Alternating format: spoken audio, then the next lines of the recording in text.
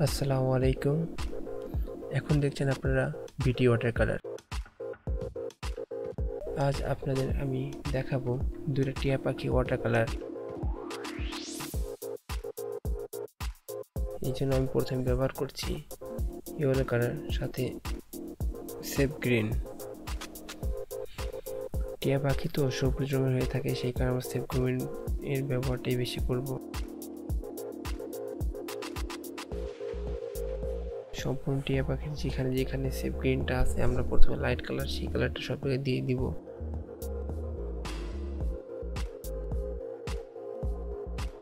আমি এই water colour করার জন্য রাব্বি সুপারের 3 নম্বর তুলিটাই ব্যবহার করছি।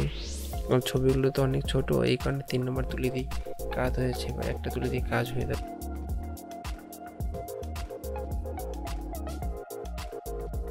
সেই হ্যান্ডমেড পেপার, সাধারণ হ্যান্ডমেড পেপার, যার দাম 30 টাকা।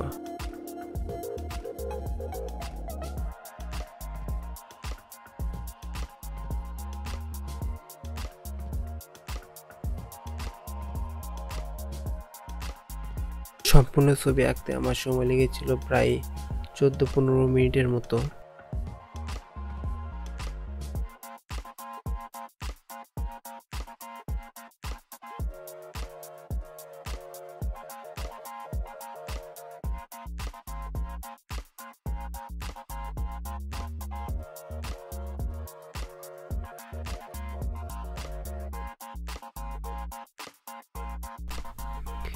এখন আপনারা যে জায়গা দেখছেন আমি গ্রিন কালারটা লাইট করছি কিভাবে, মূলত তুলিটাকে বারবার পানিতে ধুয়ে নিচ্ছে এবং কি হাতটা জোরে ধারা দিচ্ছি। ধারা দেওয়ার মাধ্যম দিয়ে তুলিতে যে পানি থাকে সেই পানিগুলো ঝেড়ে পড়ে যাচ্ছে।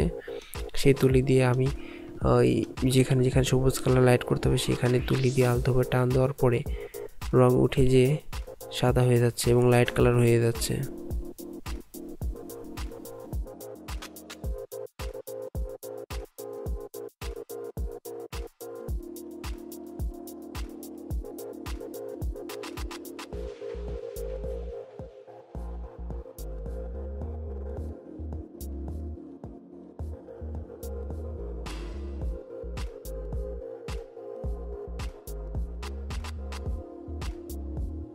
আর আমি সবুজকে গাঢ় করার জন্য এখানে সবুজের সাথে একটু ব্রাউন কালারটাই ব্যবহার করব।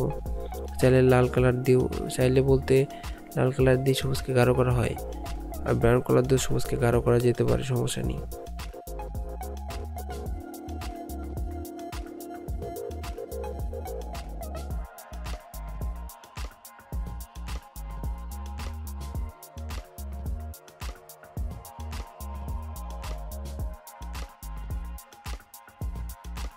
এখন আমি রেড কালার ব্যবহার করছি।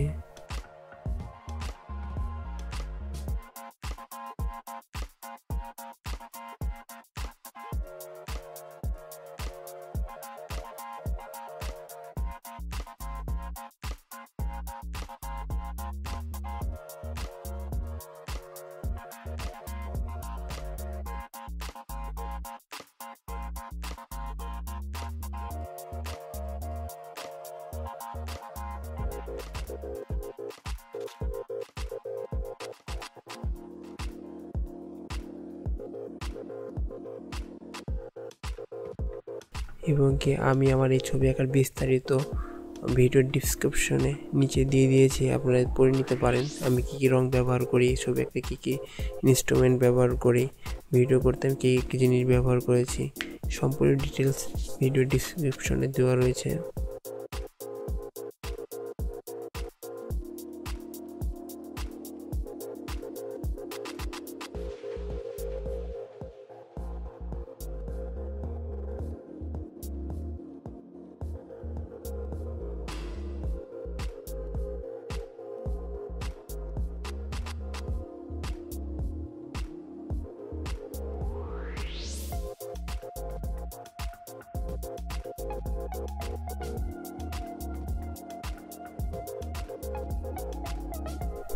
পাখি দুটো একটা গাছের কাণ্ডে বসেছিল, সেই কালারটা মূলত ব্রাউন কালার দেওয়া হয়েছে। একদম ডার্ক হয়ে গেছে ঠিক, কিন্তু কাগজ তো ভিজা আছে। আমি একটু পরে এটা কীভাবে লাইট করবো দেখতে পাবেন।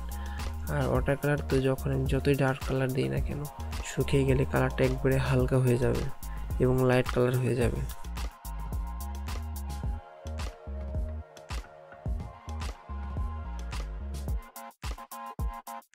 এই তো আমি তুলিটা বারবার ধুয়ে নিচ্ছি এবং হাতটা ঝাড়া দিয়ে ভেজা তুলিটাই আমি ওই গাঢ় রঙের উপর দিয়ে টান দেওয়ার কারণে দেখেন লাইট কালার হয়ে যাচ্ছে। আর যেহেতু উপর দিক থেকে সবসময় আলো পড়ে, যেন আমরা উপর দিকে লাইটই রাখবো আর নিচ দিকে কালো কালার রেখে দেবো।